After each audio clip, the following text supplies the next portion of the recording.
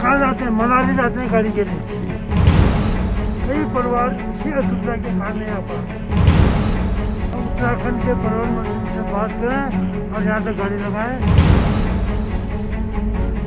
Corona के इस काल में देश की सीमा तिब्बत चाइना बॉर्डर से लगे गांव की जमीनी हकीकत क्या है, इसको देखने के लिए पहाड़ टीवी की टीम सीधे पहुंची है चमोली जिले की नीति घाटी में। प्रकृति ने इन वादियों को बेहद खूबसूरत बनाया है, लेकिन इन वादियों में रहने वाले द्वितीय पंक्ति के सीमा के प्रहरियों के सामने समस्याओं का बड़ा अंबार है। आइए इन्हीं लोगों से पूछते हैं कि तिब्बत चाइना बॉर्डर के इन गांवों के लोगों के सामने सबसे बड़ी क्या समस्याएं हैं।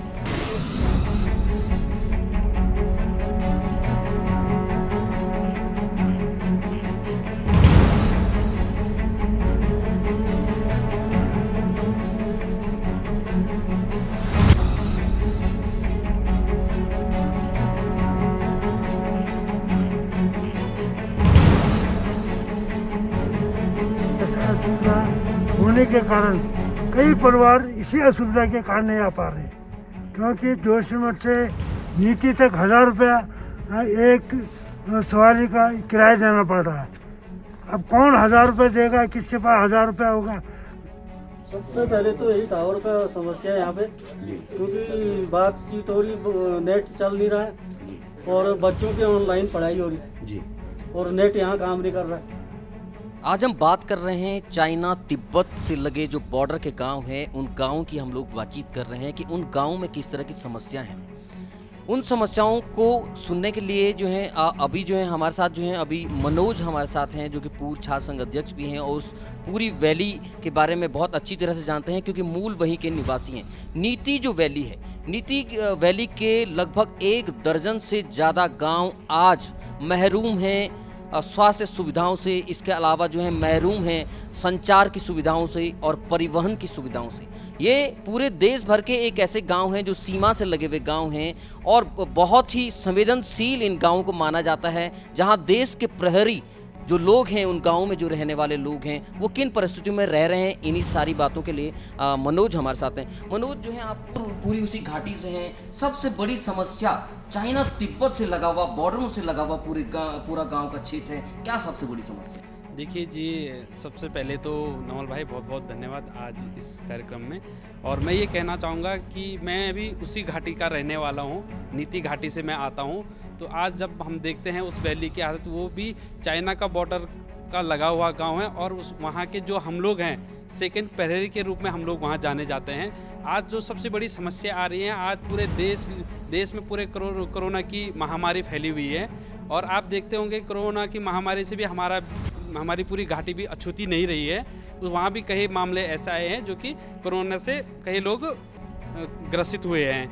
मैं ये कहना चाहूँगा वहाँ पे हमारे जो नीति वैली है, हम लोग 6 महीने के लिए माइग्रेट निचले स्थानों में होते हैं। तो वहाँ जब हम आजकल जो हमारा जो ऋतु प्रवास होता है वो हम नीति घाटी के लिए हम लोग जाते हैं। तो आज जो परिवहन की जो समस्या वहाँ पे आ रही है, हमको लगभग जोशीमठ से हो या कहीं हमारे जो नीचे के गांव हैं वहाँ से आने में हमें गाड़ियाँ बुकिंग करनी पड़ती हैं। ऐसी कोई सरकार की कोई सुविधा नहीं कि हम लोगों को वहाँ तक पहुँचाया जाए। परिवहन की आज की डेट में इतनी महंगाई हो गई है, गाड़ियों का भाड़ा ही इतना महंगा हो गया वहाँ पे कि लोग जाने में असमर्थ हैं।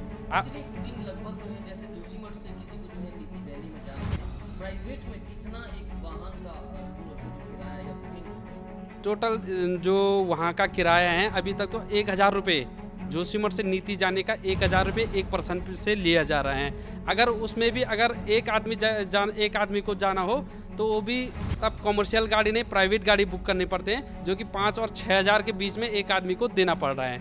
तो परिवहन की इतनी बड़ी समस्या पूरी घाटी में फैली हुई है, इसी चक्कर में लोग वहाँ पे आने से इतरा रहे हैं। एक बड़ी समस्या है परिवहन की और धीरे धीरे इन गांवों से पलायन हो रहा है, क्योंकि लोगों के सामने सबसे बड़ी समस्या परिवहन की बनी हुई है, जो कि जोशीमठ से और वहां जाने की जो बुकिंग है, कम से कम 5-6 हज़ार रुपये बुकिंग देकर के किसी तरह से लोग उन गाँव में पहुँच रहे हैं। इसलिए जो है जो 6 महीने का जो प्रवास है, जो नदी घाटी के क्षेत्रों में जो लोग रहते हैं वो वहीं रहना पसंद कर रहे हैं। इसके अलावा बात करें वहाँ पर स्वास्थ्य सुविधाओं की, तो मनोज क्या हालात हैं वहाँ पर स्वास्थ्य सुविधाओं के? देखिए आज की डेट में जो स्वास्थ्य सुविधाएं हैं वहाँ तो बिल्कुल बदहाल स्थिति में हैं। गवर्नमेंट द्वारा वहाँ पे एनएम सेंटर तो लगातार बजट के माध्यम से पैसे खपाए जा रहे हैं, पर वहाँ पे एनएम उपलब्ध नहीं है, न वार्ड बॉय हैं वहाँ पे। स्थिति ये है कि वहाँ पे दवाई देने तक के लिए कोई भी फार्मासिस्ट वहाँ पे उपलब्ध नहीं है। अगर कोई बीमार होता तो उन्हें डायरेक्ट जोशीमठ लाना पड़ता है, और जोशीमठ भी एक रेफर सेंटर की तरह चल रहा है कि जोशीमठ वाले कह देते वो जी श्रीनगर जाओ, देहरादून जाओ। तो इस तरह से स्वास्थ्य सुविधाएं भी बहुत बदहाल स्थिति है वहाँ पे, मैं यही कहना चाहूँगा। कोरोना के इस काल में देश की सीमा से लगे हुए इन गांवों के हालात क्या हैं, उस पर एक पूरी रिपोर्ट जो है हमने आपको दिखाई कि देश की सीमा से लगे हुए ये बहुत ही संवेदनशील गांव हैं, बहुत ही महत्वपूर्ण गांव हैं। इन गांवों में संचार, स्वास्थ्य, परिवहन जैसी जो बड़ी समस्या हैं वो लगातार बनी हुई हैं। स्वास्थ्य की बात करें, एनएम सेंटर तो है पर एनएम नहीं है, क्योंकि जो है विभागों में लगातार जो है जो टोटा है, रिक्तियों का जो खाली पद चल रहे हैं, सरकार जो है लगातार जो है उनको भरने का कोई प्रयास जो है सरकार की तरफ से नहीं हो रहा है। इसी वजह से जो दुर्गम इलाके हैं वहाँ पर इस तरह की समस्याएं लगातार बनी हुई हैं। तो हमने जो कोरोना के काल में सीधे नीति घाटी और पूरे क्षेत्र के बारे में आपको बताया कि ये कोरोना काल में ये गांव कैसे जो है कोरोना को टक्कर दे रहे हैं, कैसे कोरोना को झेल रहे हैं, क्या और किस तरह की असुविधा इन गांव में हो रही है। पहाड़ टीवी के लिए मैं नवल खान।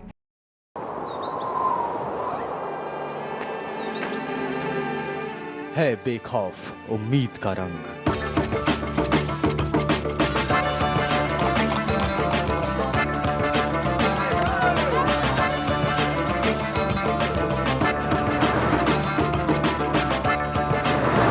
है आस्था भी।